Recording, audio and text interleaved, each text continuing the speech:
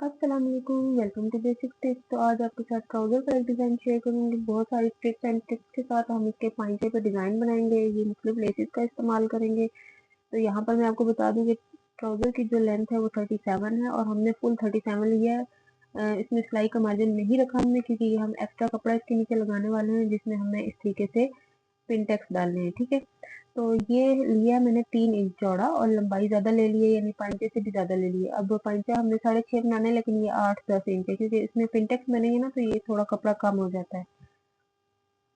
तो अब यहाँ पर हम पिनटेक्स डालना जो शुरू करते हैं वो ये है कि इस तरीके से हम हाफ हाफ इंच पे निशान लगाते जाएं। एक स्केल ले लें और हाफ हाफ इंच पे निशान लगाते जाएं। ठीक है, तो ये भी आसान तरीका है कि फिर आप जो है सिलाई मशीन के ऊपर रख के और बस इसी निशानों के ऊपर सिलाई लगाते रहें। और दूसरा ये है कि आप हाफ हाफ इंच के गैप से जो है वो इस्त्री के साथ पिनटेक्स डालें। ठीक है, तो मुझे वो ज़्यादा अच्छा लगा कि पिनटेक्स हम इस्त्री के जरिए डाल लें, क्योंकि इस तरह ज़्यादा नफासत भी आएगी और हमें बहुत ज़्यादा ईजी हो जाएगा जिस टाइम हम सिलाई करेंगे।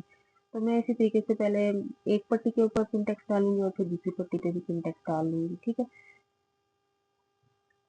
तो पिंटेक्स इस्त्री से डालने का ये फायदा होगा कि आपको जब सिलाई के टाइम पे ना फोल्डिंग नहीं करनी पड़ेगी। बस वो फोल्ड हुआ हुआ निशान मार्जिन आपको ये इस तरीके से बना हुआ मिलेगा और बस आपने इसको सिर्फ सिलाइयाँ लगाते जाना है बस।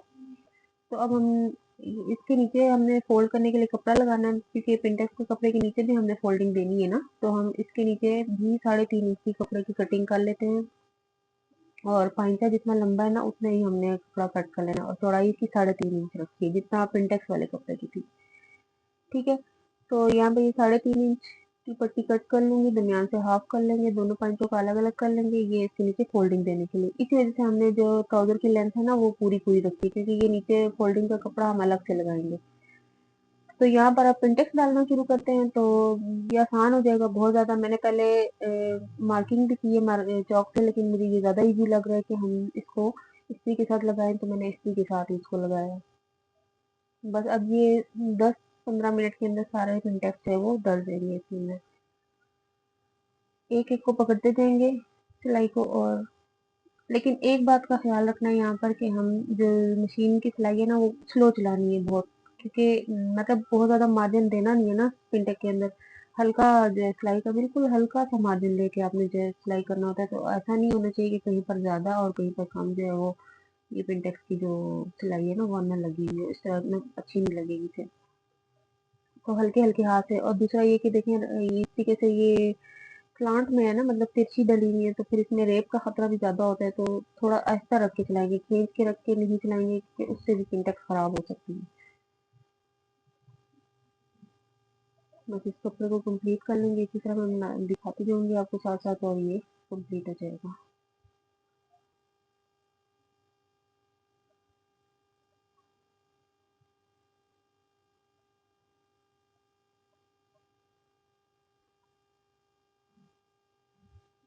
ये देखिए, अब इसको इस्त्री कर लेते हैं।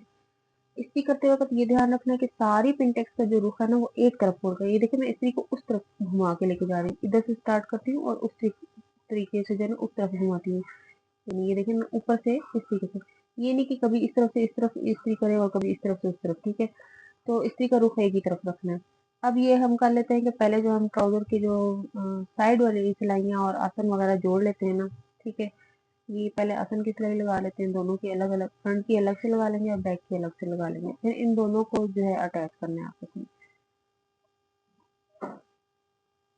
ये अब दूसरे आसन की सिलाई लगेगी बीच में। ठीक है, अच्छा यहाँ पर मैं आपको बताऊँ कि आपने अब ट्राउजर जब जोड़ना है ना, तो जो बंद करने वाली सिलाई है वो नहीं लगानी, सिर्फ साइड वाली सिलाइयाँ लगानी है, जिससे ट्राउजर अटैच हो जाए। ठीक है, ये जरूर आपने ध्यान में रखना है, क्योंकि हमने नीचे पाइंचा बनाना है और पाइंचे पे हमने काफी सारा डिजाइन करना है। तो उसके लिए जरूरी है कि हम पाइंचे वो साइड की सिलाइयाँ सिर्फ लगाएंगे, और जो दरमियान में सिलाई बंद करने वाली होती है ना, पाइंचा बंद करने वाली सिलाई, वो हम बाद में लगाएंगे जब हमारा पूरा काम कंप्लीट हो जाएगा। तो अभी हमें खुला पाइंचा चाहिए, खुला रख के हम इससे पहले काम करेंगे और फिर उसके बाद हम इस पे सिलाई लगाएंगे। ये हमारी अपनी आसानी के लिए। तो ये इस तरफ देखें आप, खुला हुआ, ये मैं सिलाई नहीं लगाऊंगी अभी। इसी तरह मैं दूसरे साइड पे भी लगा दूंगी। यहाँ पे भी आप देख रहे हैं मैंने ये खुला छोड़ा हुआ है, इसको मैं बंद नहीं कर रही, सिर्फ मैं साइड लेग्स की सिलाइयाँ लगा रही हूँ, ताकि ये सिर्फ बंद हो जाए और हमें कपड़ा मिल जाए सिलाई करने के लिए। यहाँ पे नहीं लगानी, ये मैं आपको फिर से बता रही हूँ। यहाँ पे मैंने डालनी है 1 इंच कपड़ा, यहाँ से छोड़ूंगी जिसमें हाफ जो होगा ना वो नीचे इसमें सीधी लेस अटैच होगी इसमें चला जाएगा, और हाफ इंच हमारी जो है ना वो मार्जिन रह जाएगा।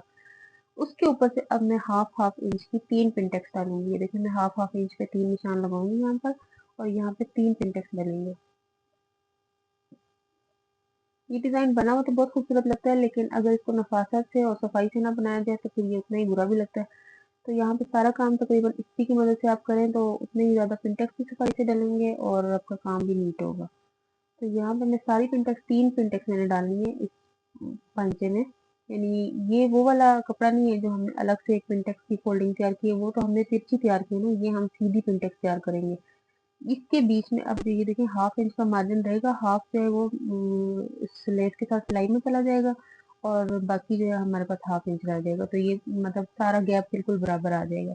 अब यहाँ पे जो ट्राउजर के ऊपर पिंटेक्स सीधे वाले डाले हैं ना इसी की मदद से, वो अब हम उसको स्टिच कर लेते हैं।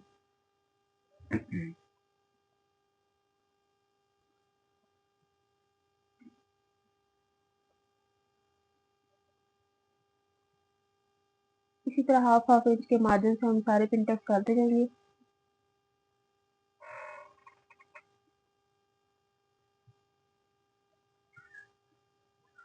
यहाँ पे 3 है और तीनों पे हम सिलाई लगा लेंगे। इस ट्राउजर में फोल्डिंग भी बहुत अच्छे तरीके से आपको दिखाऊंगी, क्योंकि बहुत से लोग इसकी फोल्डिंग करते हैं लेकिन जो वो साइड सिलाई इस तरीके से लगाते हैं कि वो सिलाई का मार्जिन नजर आ रहा होता है। मैं आपको गुम सिलाई के साथ इसका पांचा भी फोल्ड करके दिखाऊंगी।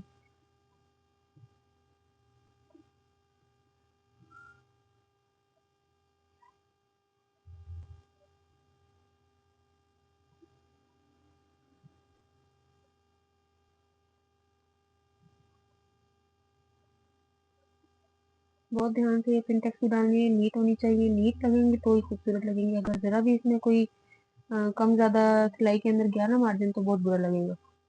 ठीक है, अब ये देखिए हमारी तीनों अच्छी डल गई। अब हम इसको प्रेस कर लेते हैं और प्रेस करके इसका रुख नीचे की तरफ करेंगे। ठीक है, अब ये मैं आपको दिखा रही हूँ कि यहाँ पे मैं अब ये जो सीधी लेस है ये इसके मैं अटैच करूंगी, और ये देखिए हाफ इंच इधर सिलाई में रह जाएगा और हाफ इंच ऊपर हमारे पास मार्जिन यहाँ पे रह गया। ये देखिए, तो देखिए 1 इंच छोड़ने से हमें ये फायदा हुआ कि हमारे पास सिलाई का मार्जिन भी आ गया, और जो हमने पिंटेक्स और लेस के दरमियान गैप रखना है ना वो हाफ हाफ इंच का है सारा। जैसे पिंटेक्स के दरमियान भी हाफ हाफ इंच का है तो लेस के साथ भी हम हाफ इंच का ही रखेंगे, तो सारा बैलेंस हो जाएगा इस तरीके से। तो ये बेहतरीन हो गया। अब देखें, अब हम इसके साथ ये पिंटेक्स की पट्टी जो हमने तैयार की थी ना इसको हम जोड़ लेंगे।